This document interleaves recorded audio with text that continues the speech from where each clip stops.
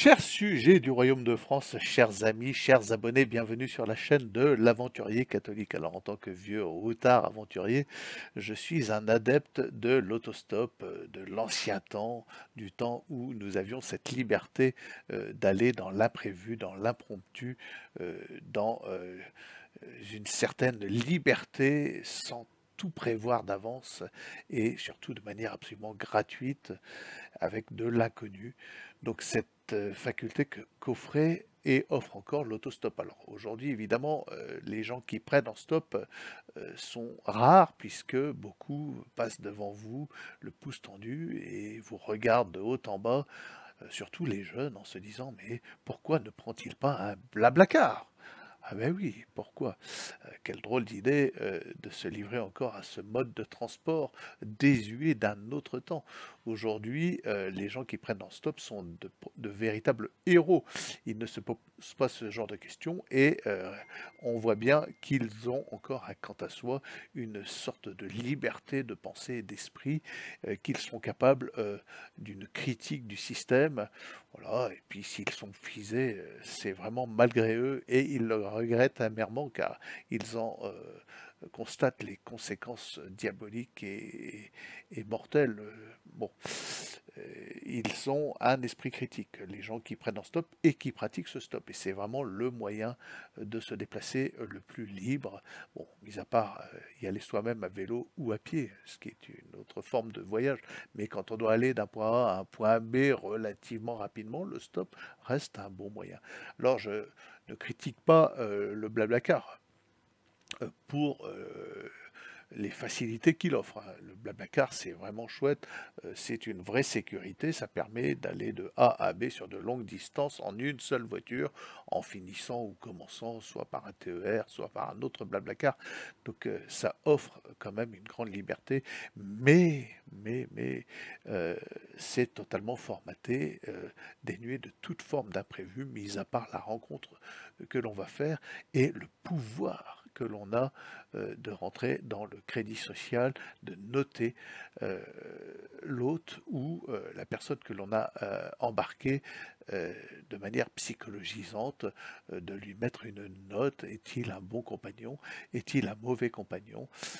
A-t-il proféré des paroles qui sont aujourd'hui condamnables ou qui relèvent de la maladie mentale, car je rappelle que toute pensée non conforme aujourd'hui est classée comme une maladie mentale.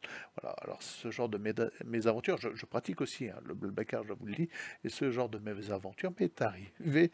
Alors on rencontre des équipages très sympathiques, on rencontre des personnes très ouvertes en Blablacar, ça je ne dis pas le contraire, ça arrive, ce sont généralement des gens avec une certaine maturité, capables d'écouter, capables de discuter, capables d'accepter que l'on ne soit pas d'accord avec leur propre position et se plaisantent à la controverse. Mais que voulez-vous que fasse un monsieur de 50 kilos, tout mouillé, de 20 ans d'âge, écolo, woke, bobo gauchiste, antifa euh, que voulez-vous qu'il se passe quand il voit arriver dans sa voiture un monsieur de 100 kilos, soixantenaire, l'âge d'être son grand-père, philosophe de droite réactionnaire catholique, et qui en plus prend un malin plaisir à discuter sur des sujets dits sensibles. Voilà. Donc évidemment, il m'est arrivé cette mésaventure et la note, qui est d'ailleurs la note de mon épouse, puisque je blablacarise sur le compte de mon épouse. Déjà, quoi, vous n'êtes pas elle? Non, je suis son mari. Ah mon Dieu, imprévu. Alors ça, c'est dramatique. Déjà, première note, première baisse de note conséquente. Et à la fin du voyage, évidemment, dans une Fiat Panda hors d'usage, non climatisée, alors qu'il fait 40 dehors, bon, ça, on s'en arrange, mais voilà, la Fiat Panda des vingtenaires, nous sommes immédiatement annotés de à 1 sur 5 avec un commentaire psychologisant fabuleux du style n'écoute pas, n'est pas tolérant, discute sur des sujets sensibles et a troublé l'équipage de la voiture. Et donc, et puis on les imagine, ils étaient deux, un joli couple interracial, n'est-ce pas? regarde ce que j'ai mis, qu'en penses-tu? Ah bah oui, c'est très bien. Donc voilà, c'est le parapluie du crédit social aujourd'hui qui permet à ces jeunes de se sentir en sécurité. Nous pourrons nous débarrasser de tous ces non-conformes, de tous ces malades mentaux qui sont encore sur le site Blablacar, de les empêcher de se déplacer en les notant, en leur mettant une note nulle, voilà, et faisant en sorte qu'ils ne soient plus jamais en état de monter dans un Blablacar et condamnés à l'autostop ou à sa propre voiture, n'est-ce pas?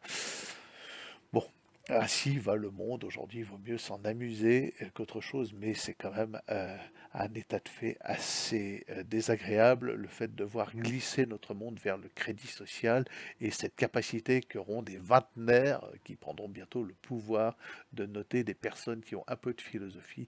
Voilà, ces puceaux mentaux sont en état de vous empêcher de vivre et de nuire. Pour eux, vous êtes un nuisible, vous n'êtes pas conforme, vous serez exclu de cette société. Alors moi, évidemment, je trouve ça assez cocasse. Je ne vais pas pleurer sur ce genre de situation. Personnellement, il ne me viendrait pas à l'esprit de mettre une note où voilà, je mets automatiquement les 5 étoiles parce que peu importe ce que tu penses ou la manière dont tu conduis, bon, sauf si vraiment il s'avère que tu es un psychopathe terroriste, tes opinions politiques, voilà, on peut en discuter, il n'y a pas de problème. Et puis si ça ne me plaît pas, si tes opinions politiques ne me plaisent pas, je ne me sens pas agressé de manière sensible par le fait que tu ne sois pas d'accord. Il faut vraiment être un puceau pour se sentir agressé psychologiquement. Bon, mais c'est notre monde aujourd'hui et ces jeunes, ces vingtenaires, jamais n'auraient eu l'idée de prendre un autostoppeur. C'est trop imprévu. Ils ont besoin de cette possibilité de notation, de crédit social, de contrôle social sur leur environnement.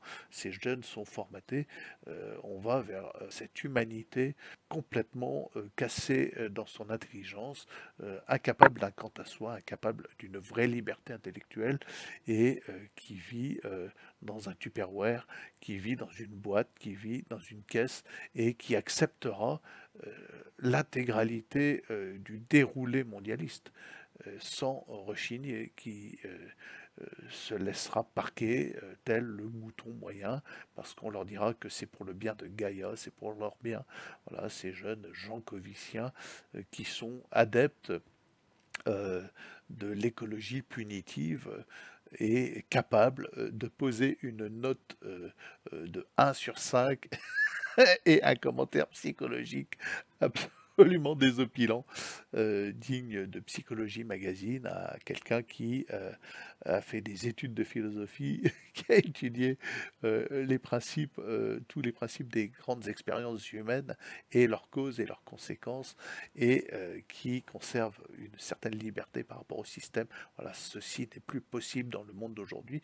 Et oui, voilà, les gens comme vous qui me regardez, comme moi, sommes désormais dans la catégorie des malades mentaux.